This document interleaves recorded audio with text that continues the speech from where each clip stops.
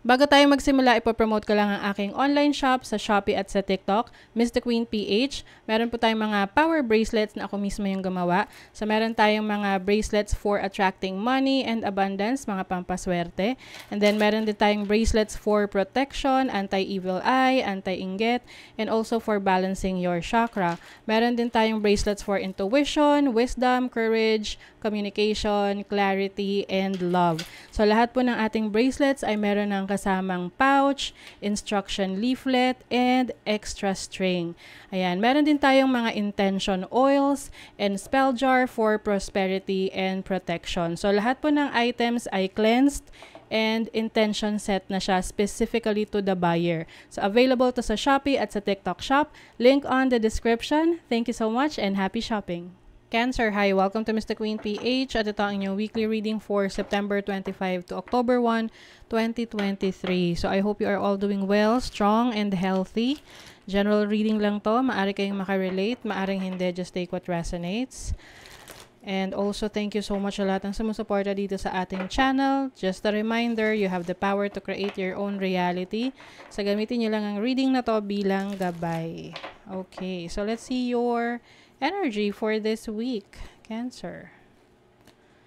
Page of Wands. Wow, so I think you're very excited about something. This can be excited ka sa bago mong career, trabaho, business, or sa relationship mo. I feel like you want to explore new opportunities. Ayan, so let's see your challenge. Ano yung challenge ng mga Cancer? Ano yung challenge nila? Mga Cancer. Seven of Swords. So, Seven of Swords energy is somehow, it's not what you think it is. Parang ganun. Maaring may mga bagay na dahil excited ka, you will go for it. You will just do it right away without thinking of the consequences. Okay? So, maaring may mga consequences tong mga bagay na gusto mong gawin. So, just make sure na you know what you're doing. Okay? And also, be careful rin doon sa mga taong pagkakatiwalaan mo. Lalo na kung hindi mo pa sila kilala talaga or wala ka pang idea about what they are offering you, no? So, let's see your opportunity. Ano naman ang opportunity ng mga Cancer? Justice. So, this is balance. This is also karma.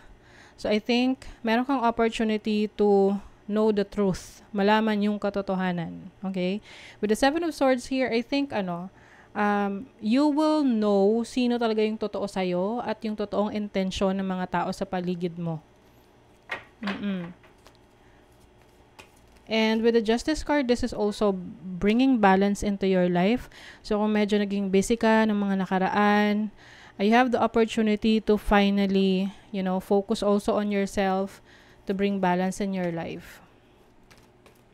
And then, this is your, ano naman yung blessing for you? What is the blessing for Cancer?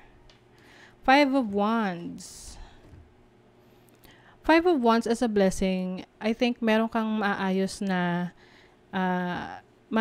hindi pagkakaunawaan. Pwedeng you will finally have a resolution sa mga bagay na hindi nyo napagkasunduan ng isang tao, no? I also see someone here na pwedeng merong court cases, no?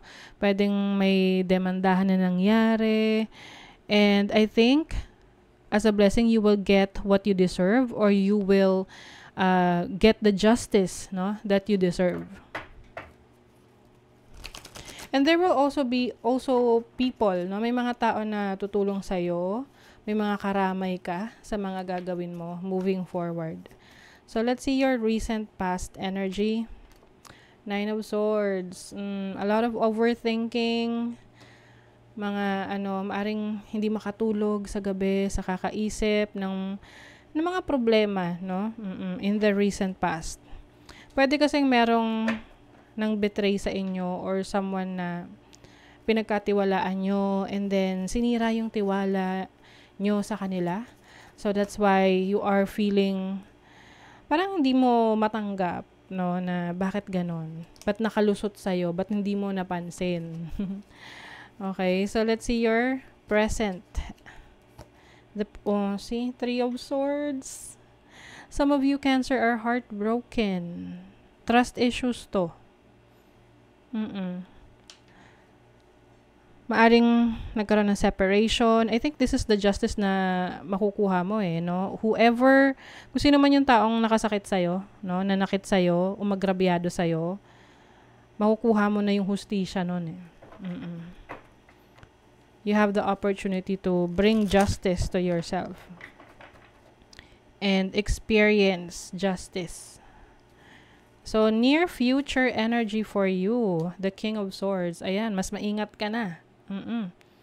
You will finally learn the lesson dito sa experience na to. Kasi minsan, di ba, pag bugso ng damdamin, kahit saan naman yan sa investment, sa relationship, sa trabaho, sa mga pagdedesisyon natin, bugso ng damdamin, tapos hindi pala tayo talaga totally decided, tapos nagtitake tayo ng action. Sometimes it doesn't work according to what we want, no?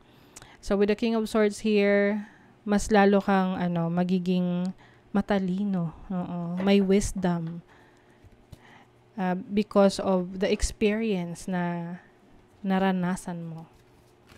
Sabi nga we learn from our experiences. So let's see ano pa, Cancer. Protection. Consider who you allow to take your energy and who you give it away to freely. See? So, it's time for you to protect yourself. Okay? Huwag mong hayaan na i-take advantage ka ng ibang tao dahil sa mga mga sweet talks nila. Protect your energy.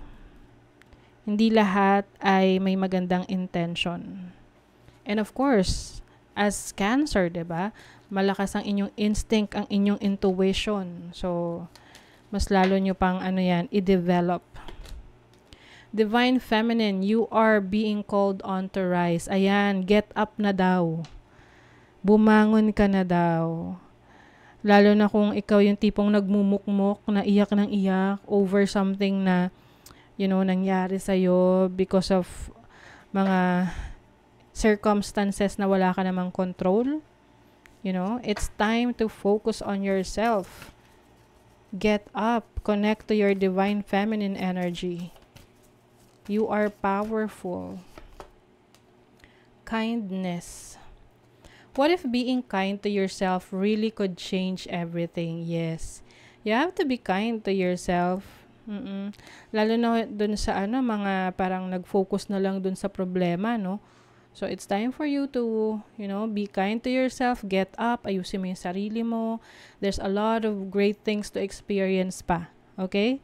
So, that is your reading, Cancer. Kung nagustuhan nyo ito, naka-resonate kayo, mag-comment kayo dyan, like, share, subscribe para lagi kayong updated sa ating mga readings. Thank you so much, Cancer. See you again.